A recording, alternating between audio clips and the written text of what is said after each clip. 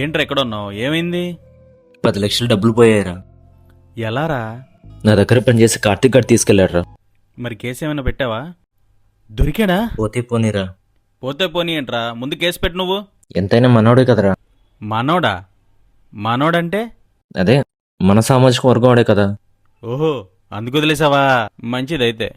North ఇండియాలో ఒకడు ఇలాగే దొంగతనం చేసి వాళ్ళ ఇంట్లో వాళ్ళందరినీ కొట్టేసి మరీ వెళ్ళాడు. వాడెవడో తెలుసా? వాళ్ళ వర్గానికి సంబంధించిన వాడే.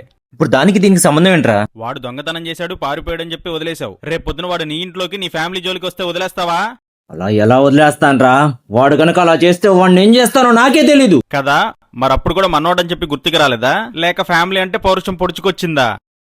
రేయ్, ఏం మాట్లాడుతున్నా అర్థమవుతుందా?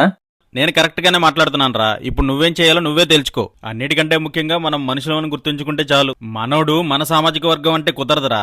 తప్పు చేస్తే ఎవడైనా ఒక్కటే. ఏంటి? ఒక్కటే. నేను నిన్ను ఎప్పటి నుంచో చూస్తున్నాను రా, అర్థం చేసుకుంటావని చెప్తున్నాను అంతే. ఇక నీ ఇష్టం రా.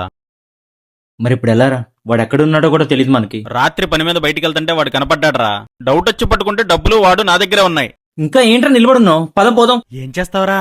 డబ్బులు కావాలా లేక నీ కులం వాడు కావాలా? అన్నిటికన్నా ముందు కేసు పెడదాంరా. అది లెక్క. మార్పు నీ దగ్గర నుంచే మొదలవ్వాలి. ఇది మార్పుగా అందరికీ గుర్తుకు రావాలి. వ్యవస్థలో కొన్నింటిని నిర్మూలించాలంటే ముందు మార్పు మనలో నుంచే మొదలవ్వాలి. మొదట మీరు మనుషులుగా మారితే ఇలాంటి వారిని మీరు ఎంతో మందిని మనుషులుగా మార్చవచ్చు. కుల, మత, వర్ణ, వర్గ, ప్రాంతీయ భేదాలన్నీ మనుషులు పుట్టాక వచ్చాయి, మనుషులు పుట్టక ముందు కాదు.